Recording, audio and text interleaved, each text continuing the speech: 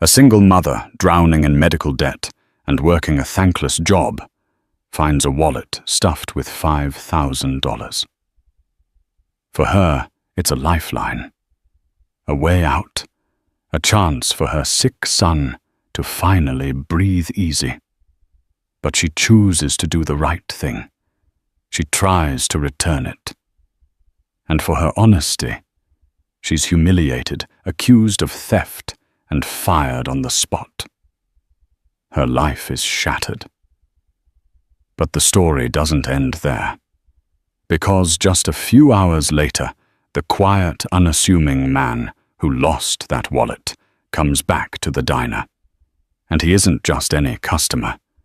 He's Arthur Pendleton, the reclusive billionaire who owns the entire restaurant chain, and he wants to know why his wallet was found in the hands of a supposed thief. The smell of stale coffee and sizzling bacon grease was the perfume of Jenna Morales's life. It clung to her clothes, her hair, and her weary spirit. At 6:02 a.m., the lights of the Golden Spoon Diner flickered on, casting a jaundiced glow over the worn red vinyl booths and the checkered linoleum floor. For Jenna, it was another Tuesday, which meant another 14-hour shift on her feet, another day of juggling coffee pots and placating impatient customers, all for a wage that barely kept the lights on in her cramped second-floor apartment. The real weight, however, wasn't the job itself. It was Noah. Her 7-year-old son was the sun in her universe, a bright, curious boy with a laugh that could melt glaciers. But that laugh was too often cut short by a ragged, desperate camp for air. Noah's asthma was severe, a constant lurking monster that prescription medication and regular nebulizer treatments kept at bay. But keeping it at bay was expensive. The copays, the emergency inhalers, the specialist visits, they were a financial tidal wave that was slowly pulling Jenna under. An eviction notice was tucked under a magnet on her fridge, a stark white rectangle of shame she tried not to look at. Morales, you're on opening duty. Table 7's coffee is already cold, and they just sat down. Try to keep up today, will you? The voice belonged to Dennis Peterson, the diner's manager. He was a man whose ambition had long outstripped his talent, leaving him bitter and obsessed with the small fiefdom he ruled. He lived by the corporate manual, a 3-inch binder he treated like scripture. Policy was his shield, and he used it to bludgeon any hint of individuality or common sense out of his staff. Yes, Mr. Peterson. Jenna said, her voice a practiced monotone. She grabbed a fresh pot of coffee, her movements efficient and automatic.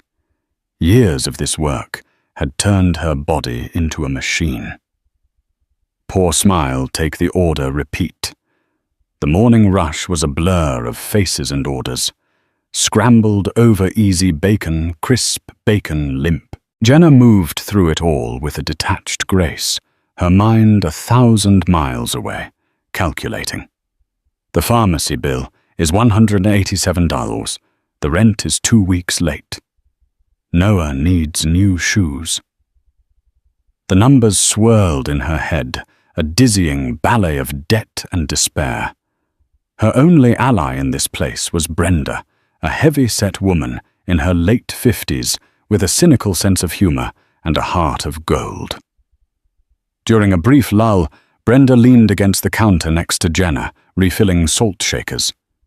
He's on a tear today, Brenda muttered, nodding towards Peterson's office. Got an email from corporate about optimizing profit margins. For him, that means counting how many napkins we give out. Jenna forced a weak smile. Tell me something I don't know. You look tired, honey. Is Noah okay? Same as always. Had a rough night. The humidifier helps, but... Jenna's voice trailed off. She didn't need to finish. Brenda understood. Every parent's worst fear is not being able to provide, not being able to protect their child. For Jenna, that fear was a constant physical ache in her chest. It was around 11:30 a.m., just as the lunch crowd began to trickle in, that it happened. A man had been sitting alone in booth 12, a quiet, elderly gentleman in a simple tweed jacket. He hadn't been demanding. He'd ordered a black coffee and a bowl of oatmeal, read a newspaper, and left a generous tip. Jenna had barely registered him beyond his polite smile. As she cleared his table, wiping away the crumbs and collecting the dishes, her hand brushed against something thick and solid, wedged between the seat cushion and the booth's wall. She pulled it out. It was a men's wallet. It wasn't flashy, made of dark, well-worn leather, but it felt heavy, substantial. Her heart gave a little flutter. Company policy, as drilled into them by Peterson daily, was crystal clear. All lost property, regardless of perceived value, must be surrendered to the on-duty manager immediately for logging and storage in the company safe. No exceptions. Jenna glanced towards the manager's office. Peterson was on the phone, gesticulating wildly, his face red. He was probably arguing with a supplier about the price of ketchup packets. Turning it in now meant a lecture. It meant filling out a form in triplicate. It meant listening to Peterson pontificate about chain of custody and employee responsibility. I'll just wait until he's off the phone, she thought. It'll be quicker, less fuss. She slipped the wallet into the deep front pocket of her apron, the heavy leather a foreign object against her thigh. She had every intention of turning it in. In 5 minutes, 10 at the most, she would walk over to his office and place it on his desk. It was the right thing to do. It was the only thing to do. But in that moment, as she turned to greet a new family sliding into a booth, she had no idea that this simple, honest intention was about to cost her everything. The weight of the wallet in her apron pocket was a constant reminder. Through 3 more lunch orders and a half-dozen coffee refills, it felt like a lead weight pulling at the fabric, pulling at her conscience. Every time she brushed against a table, the solid rectangular shape pressed against her leg. Mr. Peterson was still on his phone call, his voice now a low, angry rumble that vibrated through his office door. Finally, a momentary calm descended upon the diner. Most tables were served, and the kitchen clatter subsided to a simmer. Jenna ducked into the narrow, dimly lit employee break room, a closet-sized space that smelled of instant soup and disinfectant. She needed a moment. Her heart was hammering against her ribs, a frantic rhythm of anxiety. Why? She hadn't done anything wrong. She was just holding on to it until the manager was free. Still, she had to see. Curiosity, a dangerous and powerful force, gnawed at her. What if there was an ID inside? She could see the man's name, maybe even find a phone number. If she could call him directly, she could save everyone the trouble of Peterson's bureaucratic nightmare. The man could come back, get his wallet, and be on his way. A simple human solution. With trembling fingers, she pulled the wallet from her pocket. The leather was soft, worn smooth, with years of use. It opened with a gentle sigh. The first thing she saw was the cash. Her breath caught in her throat. It wasn't a few 20s. It was a thick, neat stack of $100 bills. She quickly, discreetly fanned the edge of the stack with her thumb. 10, 20, 30. She stopped counting somewhere around 50. $5,000. Maybe more. $5,000.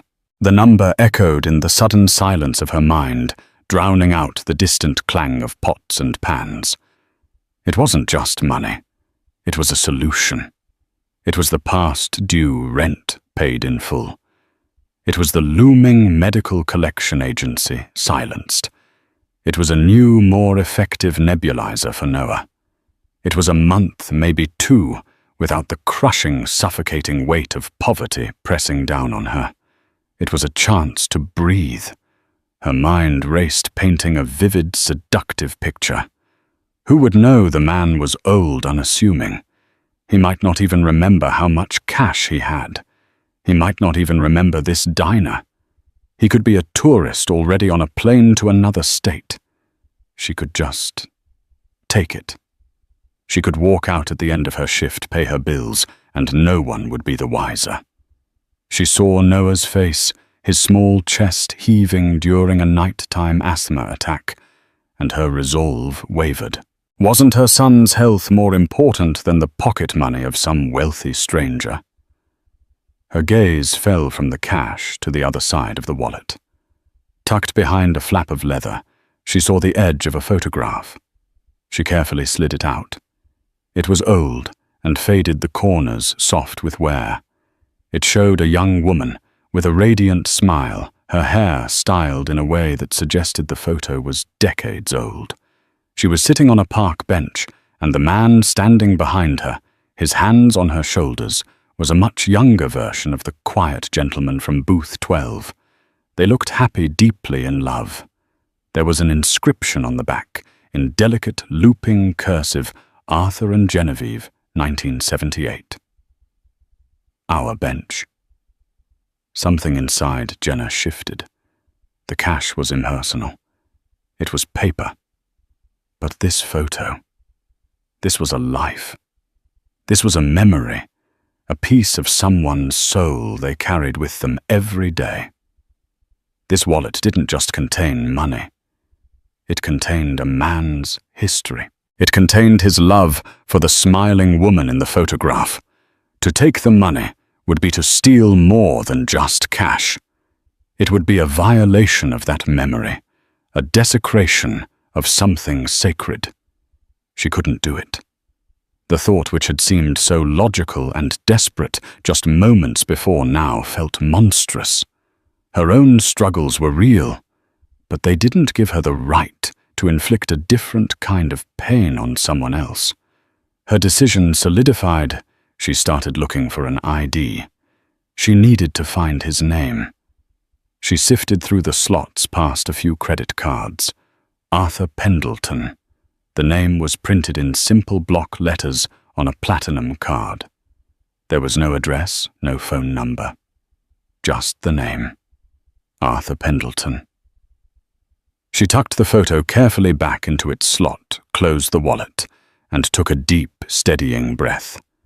The temptation had passed, leaving behind a clean, clear sense of purpose.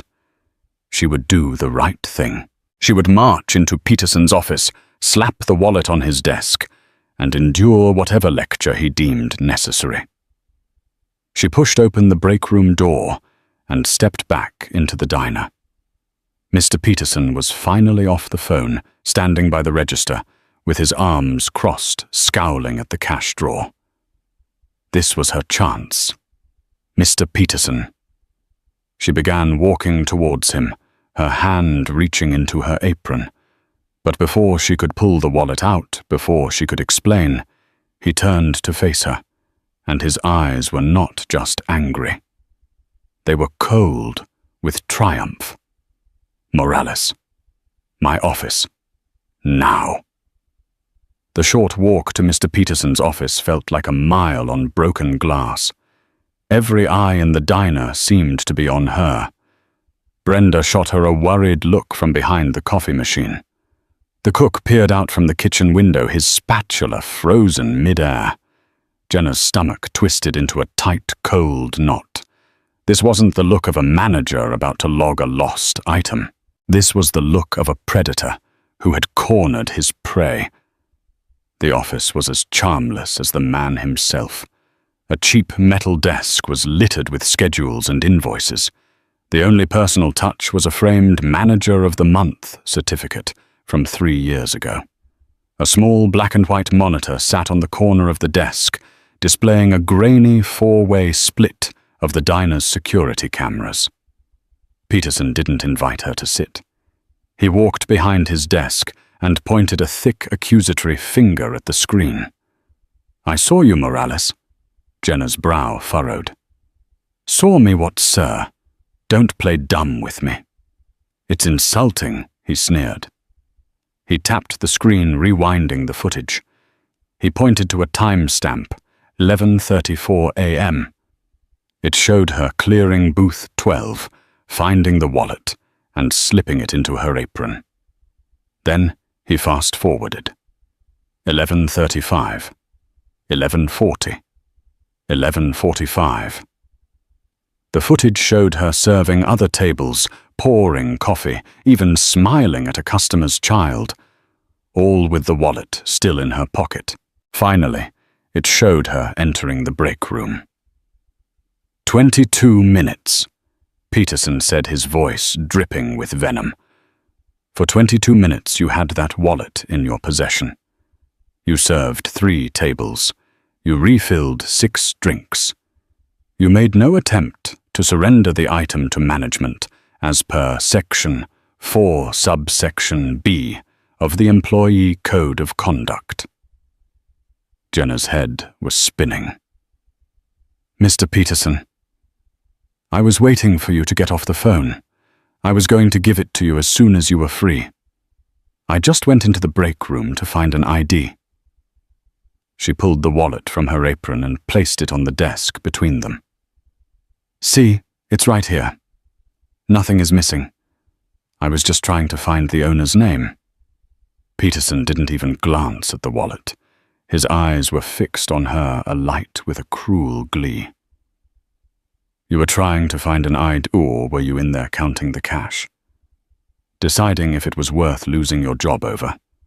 The accusation hit her like a physical blow. "What, no, I would never." "Oh, I think you would," he cut her off. "I know your type. Always complaining about hours, always needing an advance. I see the desperation. You thought you hit the jackpot, a little bonus for yourself. You slip into the break room, the one place without a direct camera angle to see what your prize is. The only reason you didn't walk out with it is because you knew you wouldn't get past me at the end of your shift." Every word was a twisting knife. He was painting a picture of her as a common thief, a degenerate, and he was doing it with such relish. All her hard work, all the double shifts, the swallowing of her pride, day after day, it all meant nothing. In his eyes, her poverty was proof of her guilt. "That's not true." Jenna's voice shook with a mixture of fear and fury. "I saw a photo inside a picture of the man and his wife. That's why I decided to look for his name. I wanted to return it to him. His name is Arthur Pendleton." Peterson actually laughed, a short, barking sound. "A likely story. You're just making that up now to save your own skin. You violated company policy. You concealed lost property on your person for 22 minutes. That constitutes intent to steal. We have a zero-tolerance policy for that, Morales. Zero tolerance." He was enjoying this. He was making an example of her. He probably saw a commendation from corporate in his future, an attaboy for his vigilance. "Please, Mr. Peterson." She begged, the fight draining out of her, replaced by a cold, creeping dread. "I need this job. My son, he's sick." "That's not my problem," he said, his face hardening into a mask of indifference. "Maybe you should have thought about your sick son before you decided to become a thief." He leaned forward, his voice dropping to a low, theatrical growl. "You are terminated effective immediately. Get your personal belongings from your locker and get out. I want you off the premises in 5 minutes." Humiliation washed over Jenna in a hot, sickening wave. He wasn't just firing her. He was branding her. He was doing it in the middle of the lunch rush, She stumbled out of his office, her vision blurred with unshed tears. Peterson followed her. He stood by the main counter, arms crossed, watching her every move to ensure she didn't try to pocket the silverware on her way out. Brenda rushed over her face, a canvas of concern. "Jenna." "What happened?" "He fired me." Jenna whispered, her voice cracking. "He said I tried to steal a wallet I found." A collective gasp went through the nearby staff. Customers at the counter turned to stare. Peterson's voice boomed across the diner. "Let this be a lesson to everyone. Starlight Hospitality Group does not tolerate theft. We have procedures for a reason. This is what happens when you think you are above the rules." Jenna felt 100 pairs of eyes on her, burning into her skin. She was no longer a person. She was a spectacle, a cautionary tale.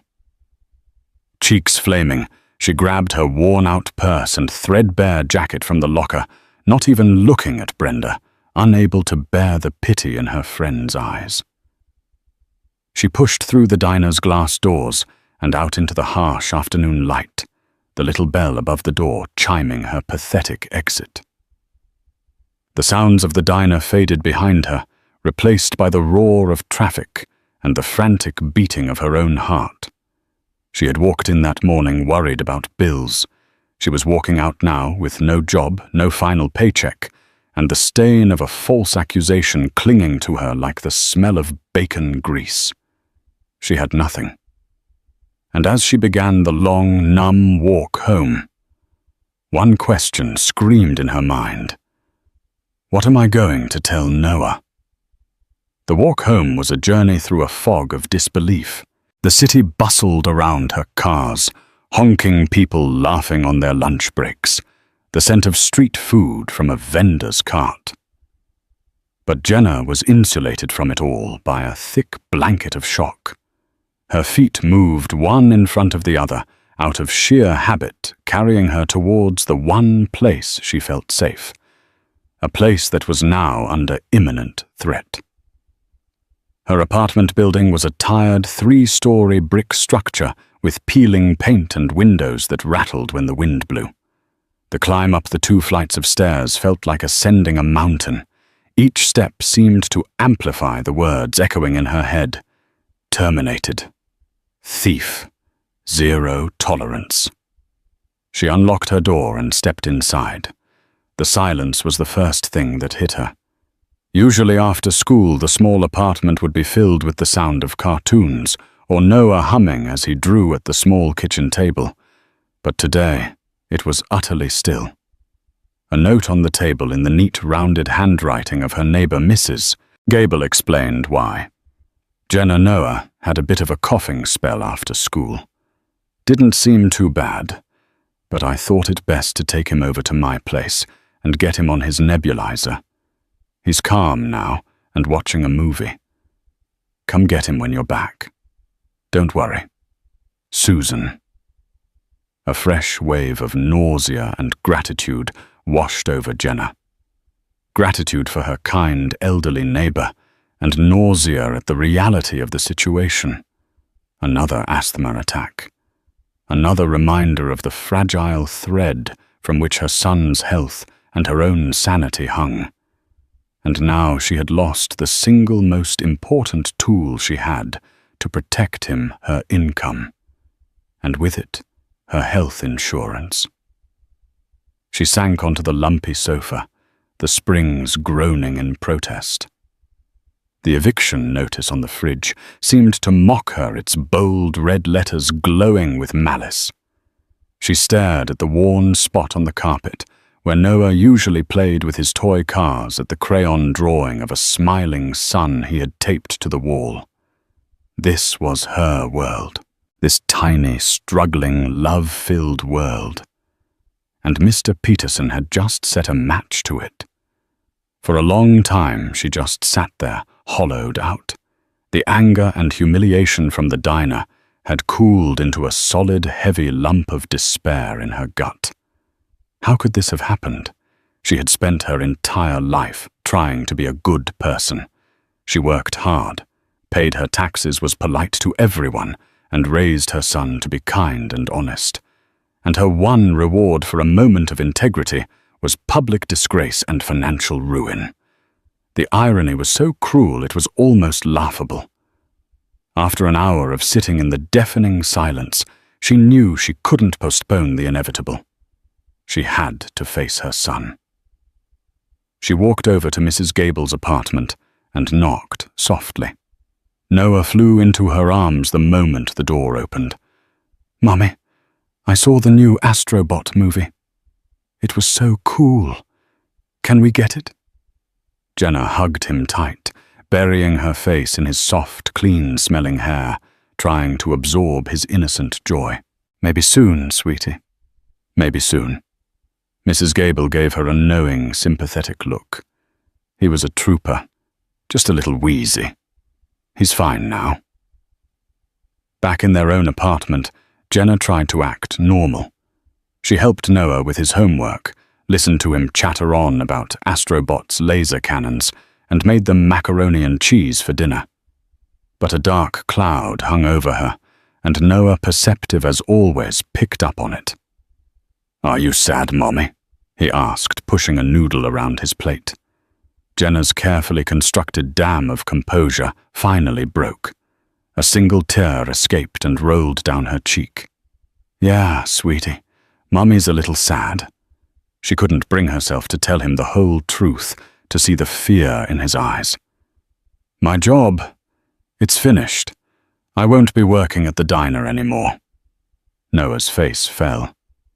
"Why don't you like making pancakes?" "It's complicated," she said, forcing a watery smile. "But don't you worry. It's a good thing.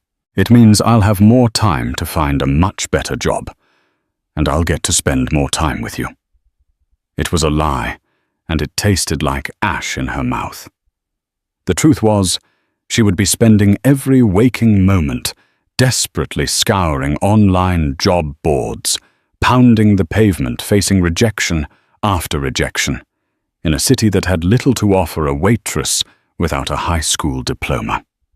Later that night, long after Noah had fallen asleep, Jenna sat at the kitchen table, the glow of her old laptop illuminating her face. The screen was filled with job listings: telemarketer, warehouse stocker, overnight cleaner.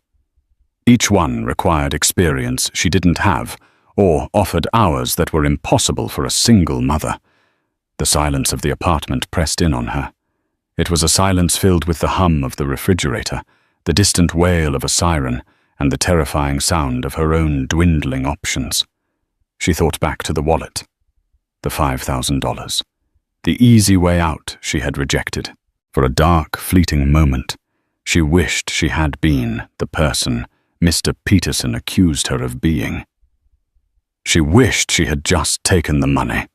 At least then she would be $5,000 richer, instead of jobless, shamed, and utterly hopelessly alone. She closed the laptop, leaned her head on the table, and finally allowed herself to cry. Arthur Pendleton did not care about the money. The $5,000 in his wallet was a fraction of what he earned in interest before his first cup of coffee in the morning. What he cared about was the photograph. The faded image of Genevieve, his late wife, was the single most valuable thing he owned. He had carried it every day for 47 years. It was his compass, his connection to a time when his life was simpler and infinitely richer. He didn't realize the wallet was missing until late that afternoon. He reached for it to pay for a book at a small independent bookstore, and his hand met an empty pocket. A mild panic, cold and sharp, pierced his usual calm. He mentally retraced his steps. The park, the bookstore, and before that, the diner. The Golden Spoon. He hadn't been to one of his own diners in years. He'd started Starlight Hospitality Group with a single location, a place much like the Golden Spoon, built with his own hands, and Genevieve's unwavering belief in him. After she passed, he had retreated from the world, burying himself in the sterile, anonymous world of boardrooms and stock portfolios. His empire grew, but he had lost touch with its foundation. This morning, on a whim of nostalgia, he had decided to visit one, to see if any of the old magic was left. His driver, a stoic man named Paul, navigated the black sedan back to the diner. It was now 4:00 p.m., the quiet period between the lunch and dinner rushes. As Arthur stepped out of the car, he felt a pang of disappointment. The place looked tired. The sign was missing a letter, so it read, "The G. Elden Spoon." It lacked the heart, the warmth that he and Genevieve had poured into their first venture. He pushed open the door, the little bell chiming his arrival. A different waitress was on duty, now a young woman with pink hair who barely looked up from her phone. At the counter, a man in a slightly too tight manager's uniform was proudly supervising the refilling of sugar dispensers. This must be the man in charge. Arthur approached him. "Excuse me. I was in here earlier this morning around 11. I believe I may have left my wallet." The manager, Dennis Peterson, straightened up, puffing out his chest. A lost wallet was an opportunity to demonstrate his competence. "A lost wallet, you say? Can you describe it?" "Dark leather. Worn. It had a significant amount of cash in it." Arthur said, his voice quiet and steady. Peterson's eyes lit up with recognition and something else, a smug sense of self-importance. "Ah, yes. The wallet. Dark leather. Found in booth 12. We have it." A wave of relief washed over Arthur. "Thank God. I don't care about the cash, but there's a photograph in there. Rest assured, sir, your property is completely secure," Peterson said, cutting him off.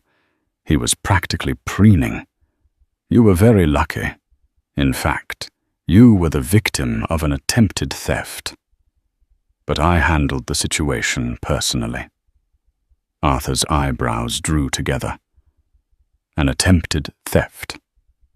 What are you talking about?" "One of my waitresses," Peterson said, lowering his voice conspiratorially. "A woman named Jenna Morales. She found your wallet, and instead of turning it in, she concealed it on her person. Took it into the break room to rifle through it, no doubt. I was monitoring the security cameras and caught her red-handed. I confronted her, retrieved your property, and terminated her on the spot. We run a tight ship here at Starlight Hospitality. Zero tolerance for that kind of behavior." Peterson smiled, expecting praise, perhaps even a reward. But Arthur Pendleton was silent. He was a man who had built a global enterprise on his ability to read people. He could dissect a CEO's lies during a multi-billion-dollar negotiation, and he could spot insincerity from a mile away. And something about this manager's story, his eagerness to paint himself as the hero and the waitress as the villain, felt profoundly wrong. This waitress, Arthur said slowly, his eyes narrowing. "You're certain she was trying to steal it?" "Absolutely," Peterson confirmed with a confident nod. "Kept it in her apron for over 20 minutes. A clear violation of policy, a clear sign of intent. It's an open and shut case. But don't you worry, your wallet is safe in the company lockbox. Let me get it for you." He bustled off towards his office. Arthur stood by the counter, a strange disquiet settling over him. He looked around the diner, at the worn vinyl of booth 12, where he had sat just hours before, lost in memories of Genevieve. He imagined a waitress, this Jenna Morales, finding his life's most precious memento. He thought about the kind of desperation that would lead a person to steal. But he also thought about the kind of pride that would lead a manager to ruin someone's life just to score points with corporate. Peterson returned, holding the wallet out like a trophy. "Here you are, sir." "Good as new." Arthur took the wallet. He opened it immediately. The cash was there, a thick, untouched brick, but he ignored it. His fingers went straight to the familiar flap of leather. He pulled out the photo of Genevieve. It was there. Safe. He stared at her smiling face, and for a moment, the world fell away. Then he looked up at Dennis Peterson, whose own smile was beginning to look strained under Arthur's intense, silent scrutiny. "I'd like to see the security footage," Arthur said, his voice soft, but laced with an authority that Peterson had never before encountered. Peterson blinked. "The footage? But? Why?" "As I said, I handled it. The perpetrator has been dealt with." "I'm sure you did," Arthur replied, his eyes cold as steel. "Show me the footage. Now." A nervous sweat began to bead on Dennis Peterson's upper lip. This wasn't how he had envisioned this encounter. He had expected a grateful handshake, maybe a hefty tip from the wallet's owner as a thank you. He had not expected this quiet, intense old man to demand evidence. "Sir, I can assure you it's not necessary," Peterson stammered, wringing his hands. "It's just standard procedure, and the employee in question. I am not interested in your assurances." Arthur cut in his voice, dangerously calm. "I am interested in the truth. I want to see exactly what happened. My wallet, your employee, your office, the monitor. Let's go." There was no arguing with the tone in the man's voice. It was not a request. It was a command. Defeated Peterson led the way to his cramped office. He felt a growing sense of unease. Who was this man, to be so insistent, so authoritative? Inside the office, Peterson fumbled with the mouse, his hand shaking slightly as he pulled up the security archives. "Here it is," he said, pointing to the screen. "You'll see. It's exactly as I described." The footage began to play. Arthur Pendleton stood behind him, his presence filling the small room, his eyes locked on the grainy black-and-white images. They watched in silence as the on-screen version of Jenna Morales cleared booth 12. They saw her discover the wallet, the slight hesitation, and then the moment she slipped it into her apron. "See," Peterson said a little too quickly. "Concealment. Right there." Arthur said nothing, his gaze unwavering. They watched the next 22 minutes unfold. They saw Jenna serve 3 different tables. At one, she knelt down to speak to a small child who had dropped a crayon, smiling as she handed it back. At another, she patiently explained the daily specials to an elderly couple. She moved with an economy of motion that spoke of exhaustion, but her interactions were gentle, professional. She did not look like a thief casing the joint. She looked like a tired woman doing her job. Then they watched her slip into the break room, disappearing from the camera's view for a minute and a half. "This is when she was counting the cash," Peterson narrated, trying to steer the narrative. "The only blind spot in the diner. Convenient, isn't it?" When the on-screen Jenna emerged from the break room, Arthur leaned closer to the monitor. He saw it clearly. The set of her jaw, the determined look in her eyes. It was not the expression of someone who had just decided to commit a crime. It was the expression of someone who had made a difficult decision and found peace with it. She walked directly towards the manager's office. The footage showed her opening her mouth to speak, and then it showed Peterson, his face a mask of rage, jabbing his finger towards his office, cutting her off before she could say a word. Finally, they watched the pathetic, humiliating scene of her dismissal. Peterson standing self-righteously in the middle of the diner, shouting about zero tolerance, while Jenna, her face a blur of shame, scurried out the door. The footage ended. The office was turned save for the low hum of the computer. "It is not as you described," Arthur said, his voice barely a whisper, yet it carried the force of a thunderclap in the small room. "Sir, with all due respect, the facts are clear," Peterson began, but his voice faltered under Arthur's gaze. "The facts are that your employee found a lost item," Arthur said, turning to face him fully. "The facts are that you were unavailable, engaged in a lengthy phone call. The facts are that she took less than 2 minutes in private, not to count the money, I suspect, but to examine its contents for identification without an audience. I know this because the first thing a thief would take from that wallet is the photograph of my late wife to make it untraceable.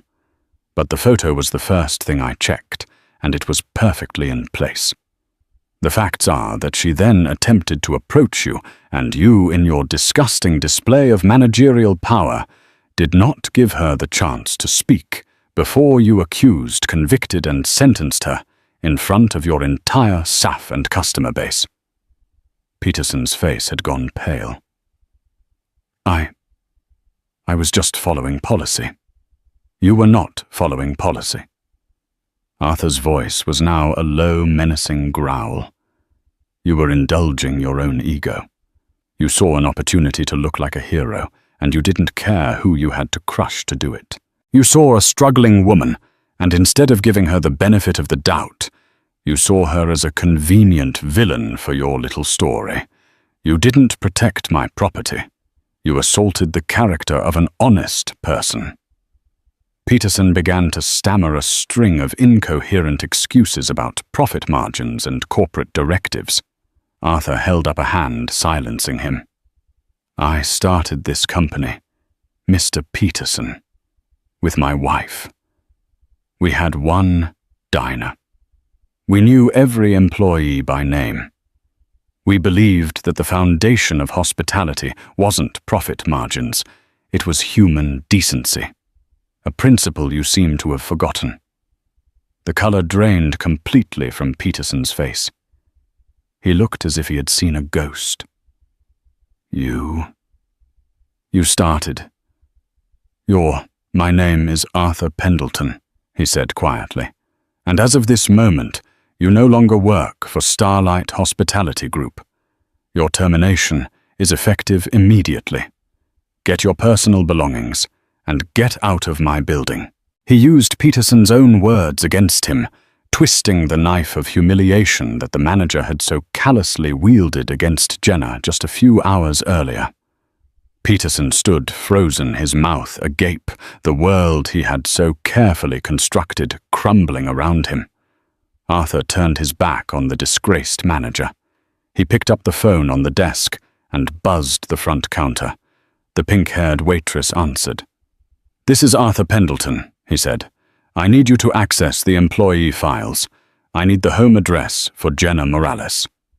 Jenna Morales was sitting at her small, wobbly kitchen table, engaged in the quiet ritual of despair.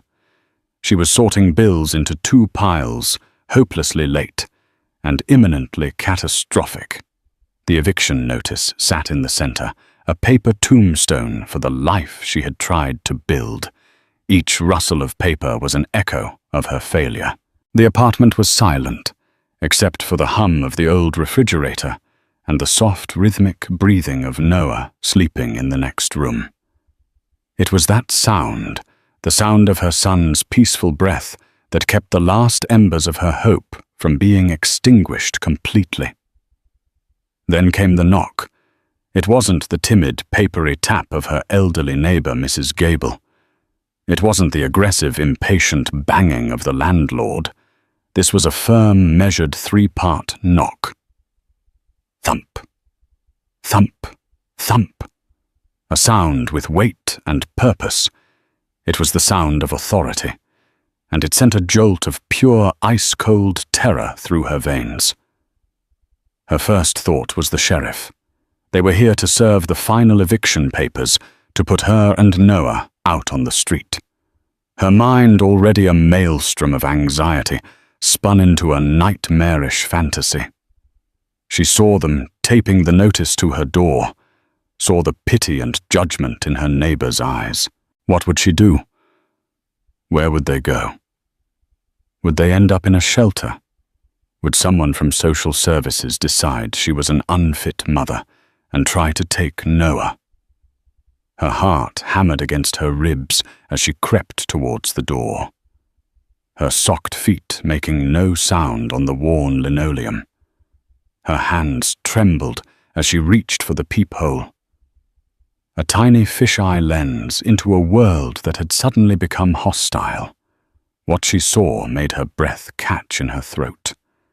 Standing in the dim, flickering fluorescent light of her building's hallway was the elderly gentleman from booth 12, the man from the diner, the owner of the wallet that had become the catalyst for her life's complete and utter implosion. The terror shifted, becoming sharper, more specific. Peterson must have followed through. He must have filed a police report embellishing his story of her attempted theft. This man, this victim, was here with the police. They were probably waiting just out of sight down the stairs to identify her, to press charges to have her arrested. The image of being led away in handcuffs of Noah, waking up to find his mother gone, flashed behind her eyes. It was a vision so horrific, it almost brought her to her knees. Taking a ragged breath, she decided she couldn't hide. She had to face it. She slid the chain lock into place, a flimsy, pathetic piece of metal that was her only shield, and opened the door a few inches. "Can I help you?" she asked. The voice that came out was not her own. It was a thin, reedy whisper, stripped of all warmth and life. The man's face seen up close was etched with lines of weariness and a deep, profound sadness. He looked not like an accuser, but like someone carrying a heavy burden. "Miss Morales, Jenna Morales?" he asked, his voice gentle, devoid of any malice. "My name is Arthur Pendleton. I was at the diner this morning. I believe you found my wallet." Jenna flinched, as if he'd struck her. The chain rattled as her hand shook. "I didn't steal anything." She blurted out the words, a desperate torrent. "I swear I didn't. I was going to give it right to the manager, Mr. Peterson, but he was on the phone. I just wanted to look for an ID. I never would have taken anything. Please, you have to believe me. I have a son." Arthur Pendleton held up a hand, not to silence her, but as a placating, peaceful gesture. "I know," he said, and the simple words were so full of sincerity, they momentarily stunned her. "I know you didn't, Jenna. I saw the truth with my own eyes. May I please come in for a moment? I promise you I am not here to cause you any more trouble. I am here to try and undo some of the trouble that has been done to you." She stared into his eyes, searching for any hint of a lie, any trap. She found none. There was only a quiet, resolute honesty. Against every instinct screaming at her to slam the door and hide, she slowly, hesitantly slid the chain free. She opened the door and stepped back, allowing him to enter her small, threadbare world. He stepped inside his presence, seeming to take up all the air in the room. He was dressed in a simple but clearly expensive wool coat, and his shoes were polished to a soft gleam. They stood in stark contrast to the cracked linoleum and the faded thrift store armchair. He took in the apartment in a single sweeping glance, the crayon drawing of a smiling sun taped to the wall, the single pair of Noah's small, worn-out sneakers by the door, the stack of bills on the table. His gaze wasn't one of judgment or pity. It was one of quiet, heartbreaking comprehension. "I have just come from the diner," he began, turning to face her fully. I asked to see the security footage from this morning. I watched the entire incident unfold." He paused and described what he saw. "I saw you find the wallet. I saw you look towards the manager's office and see him occupied. And then I watched you serve 3 more tables. I saw you kneel down to help a little girl who had dropped her crayon. I saw you patiently assist an elderly man who couldn't read the menu. And then I saw you walk into the break room." Jenna's stomach clenched, but he continued. "Mr. Peterson claimed you were in there counting my money, but I saw the look on your face when you came out. It wasn't the look of a thief. It was the look of someone who had made a decision. A hard one, I imagine. Then I saw you walk directly to him to do the right thing, and he never even gave you the chance to speak." He took a step closer, his eyes locking with hers. "What Mr. Peterson did to you, the accusations, the public humiliation, was a monstrous injustice. It was cruel, it was unwarranted, and it was a complete failure of everything my company is supposed to stand for. And for that, from the bottom of my heart, I am sorry." Jenna stared at him bewildered. "Your company?" A flicker of pained irony crossed Arthur's face. "Starlight Hospitality Group. I started it a lifetime ago, which means that Mr. Peterson was my employee acting in my name. The responsibility is ultimately mine." The revelation landed with the force of a physical blow. Jenna stumbled backward and sank onto the arm of her lumpy sofa. The quiet man from the booth, the owner. The entire time she had been serving coffee to the man who owned the building, who owned her job, who owned her entire miserable fate. The world tilted on its axis. "Mr. Peterson has been relieved of his duties," Arthur stated flatly. "But firing him doesn't fix this. It doesn't undo the damage. It doesn't pay your rent." He nodded towards the pile of envelopes on the table. "And it doesn't help your son. You mentioned he was sick." Tears, hot and sudden, welled in Jenna's eyes.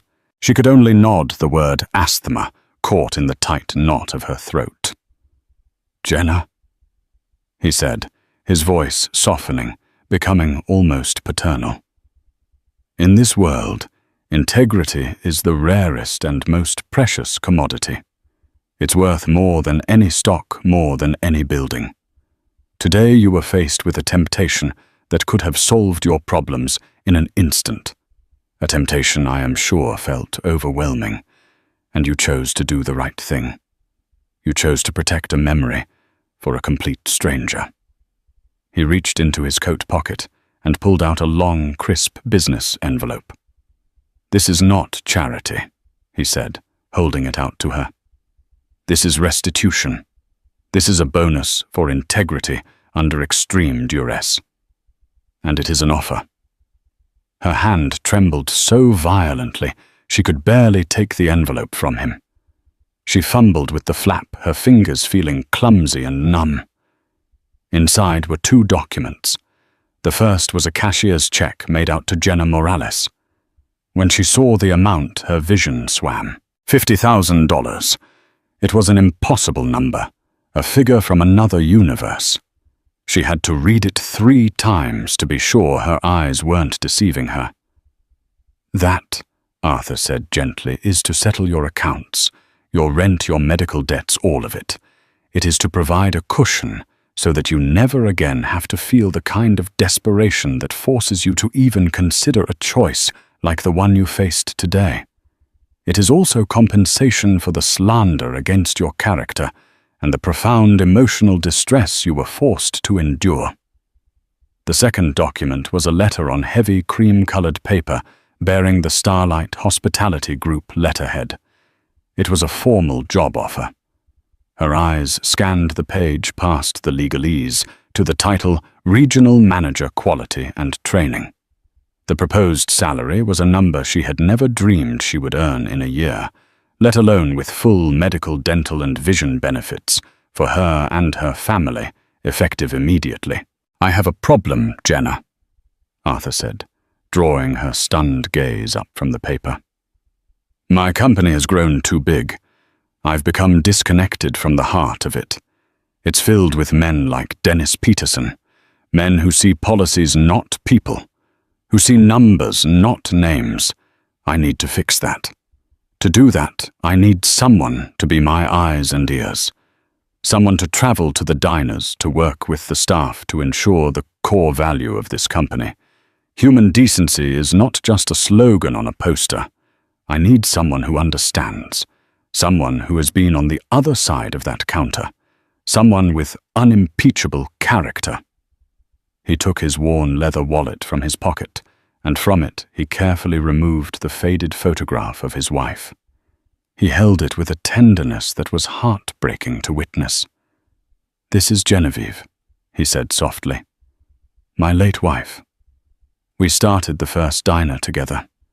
She always used to say, 'You can judge a person's soul by what they do when they think no one else is looking.' Today, Jenna, I saw your soul, and it reminded me of hers. Honest, strong, kind." He looked from the photo to her, a deep, pleading sincerity in his eyes. "Please," he said, "come work for me. Help me make this company a place that Genevieve would be proud of again." Jenna looked from the check that represented freedom to the letter that represented a future to the kind, sad-eyed billionaire who was offering her a lifeline. The crushing weight that had been pressing down on her chest for months, for years, finally began to lift. The tears that had been falling in silent despair now flowed freely, but they were tears of shock, of release, of a gratitude so immense it felt like it could split her heart open. The future, which just an hour ago had been a terrifying, dark void, was now a wide-open vista of possibility. Noah would have the best doctors. They would have a safe place to live. She would have a purpose. She had been seen. In her moment of deepest humiliation, her true character had been witnessed, and it had saved her. A sob escaped her, followed by a watery, incredulous laugh. She looked at Arthur Pendleton, the ghost of Booth 12. Her executioner, and now her savior, and for the first time in what felt like a lifetime, she gave a real, radiant smile. "Yes," she whispered, her voice choked with emotion. "Yes, I accept." Jenna Morales' story is a powerful reminder that the choices we make when no one is watching are what truly define our character. In a moment of intense desperation, faced with a life-changing sum of money, she chose honesty. She chose to honor the memory of a stranger over her own immediate needs. And while she was punished for it by a system that valued rigid rules over human decency, her integrity ultimately shone through, attracting a reward far greater than she could have ever imagined. This isn't just a story about a waitress and a billionaire. It's about the ripple effect of a single, honorable act. It teaches us that true wealth isn't measured in dollars, but in character, and that sometimes the greatest acts of kindness come from the most unexpected places. If this story of justice and integrity moved you, please give this video a thumbs up to help it reach more people. Share it with a friend who needs a reminder that doing the right thing, even when it's hard, always matters. And don't forget to subscribe to our channel for more real-life stories that will restore your faith in humanity. Thank you for listening.